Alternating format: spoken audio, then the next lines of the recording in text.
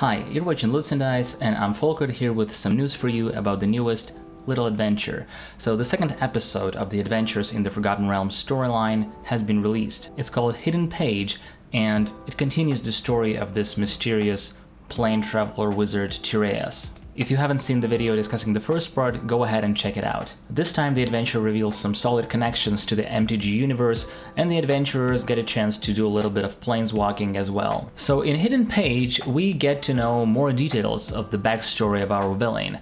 The adventurers are basically following breadcrumbs, slowly unfolding his past and getting to realize what he's up to, and apparently he's up to something nasty. If you don't want to miss out on news and reviews like this, detailed guides of official modules, DM tips, and original fantasy music, subscribe to Lutes&Dice and turn the notifications on. So first of all, now we know that this will be a 5-part series.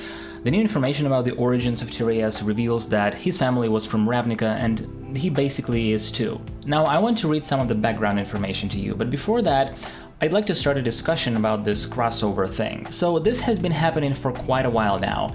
We got a source book on Ravnica, Theros, Strixhaven, but the MTG universe never seemed to invade our comfort zone, right? The D&D multiverse was always a separate thing with a slightly different tone, and I can see a lot of frustrated or at least disappointed comments about this clashing of the universes. And I honestly don't know how I feel about this myself, because even though I play MTG a little bit and I'm familiar with most of the settings and I love some of them, I can see how some people might cringe at the image of Teferi, hero of Dominaria, having a tea party with the Black Staff of Waterdeep. I had played adventures on Ravnica and I loved it, and I would definitely visit the worlds of Ixalan or Zendikar within D&D. But I had also run adventures in the Star Wars universe, and I don't want to see Jabba the Hutt sharing control over the Skullport with Zenithar. It sounds like one hell of a fanfiction though. And by the way, I don't know if this crossover thing is considered canon, but it certainly smells like, if not now, it's gonna happen someday. So this is all on one hand.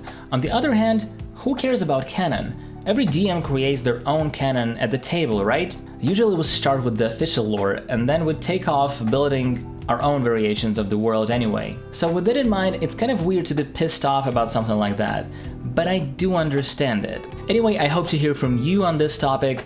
Let's have a discussion down below in the comments, and I will move on to the story. So the first passage sort of recaps what we already know from the previous episode. This mysterious guy called Tireas, a trespasser from another plane, and he has some sort of villainous plan on the Sword Coast. By ransacking and looting the past, Tireas hopes to gather enough arcane power, I guess he's busy gathering the magic, to create a powerful, important future for himself. In his view, that means having people bow to him. Tireas seeks his own grandeur above all. While plundering the demiplane refuge of his grandmother Sylvine, Tireas makes enemies of Sylvine's old allies who call out for help the only way they know how, through Sylvine's leftover magic. Their cries for help may be what draws adventurers to Sylvine's hidden refuge, thereby determining the fate of the demiplane and revealing Tireas's dangerous plan for the future. So once again, the adventurers don't get to meet Tireas, but they investigate, finding clue after clue, putting the pieces together to possibly unfold his evil plan, catch up with him, and prevent him from doing whatever he is setting up. Although he does not appear in person in this adventure, Tireas casts a long shadow. The characters may not discover all the following information during the adventure, but it can be useful when foreshadowing Tireas, the wizard who crafted the demiplane at the heart of this adventure. A female human mage called Sylvine was an explorer from Ravnica who visited the realms decades ago. She fell in love with a man who lost his life to misadventure in the High Moor. Sylvine was pregnant when he died, and she gave birth to their son, Tiberio, in Waterdeep. She eventually returned to Ravnica to raise him, and she passed away when Tiberio was 12. Tiberio rebelled by refusing to study magic. He sought a quiet life as a craftsman and merchant, but carried a certain bitterness and resentment towards the world. He always wanted to visit the land where his parents met, but never managed to. Tiberio started a family with his wife, Area, and had one son. In his bitterness, Tiberio forbade his son from studying magic, but it didn't work. Tiberio's teenage son secretly began learning the ways of mages, the same summer that coincidentally Tiberio and Airea passed away from a minor plague in Ravnica. Their son, furious over his parents' fears of magic, over their deaths, and over his own powerlessness, devoted his life to wizardry thereafter. That angry wizard is Tireus.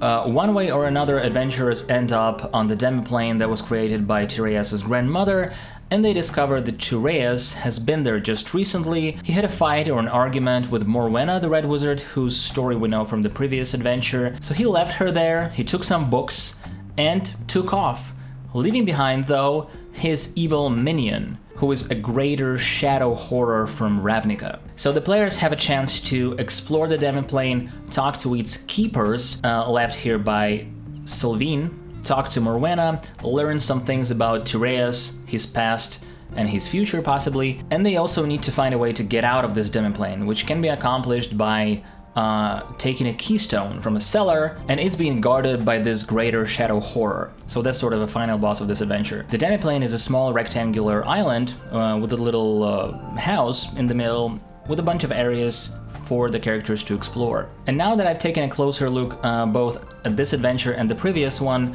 I can see several hints towards the Magic the Gathering lore.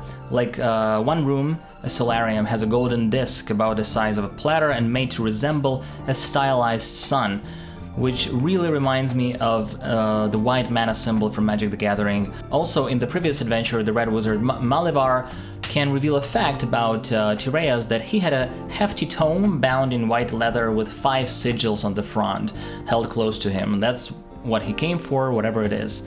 And honestly, now that I think about it, I kind of hope it's not canon. I really don't see the place for mana symbols in D&D. It kind of doesn't make sense to me. All bias aside though, I kind of enjoy these modules, and I appreciate the foreshadowing of the main villain and how we sort of follow his footsteps, and I hope the final act will be good. I think this is a solid mystery adventure, and I can easily see myself put in it into my arsenal of quick modules for a sandbox campaign or something like that. At the end of the PDF we have several stat blocks for Greater Shadow Horror, an aberration of challenge rating 12, Morwenna Veilmist, which is the Red Wizard, and Uzogd, who's supposed to be shapeshifter creatures from Ravnica, which I think is a completely new creature. And the next upcoming episode is called A Verdant Tomb, which is when we will continue this journey. Thank you so much for watching, and until next time.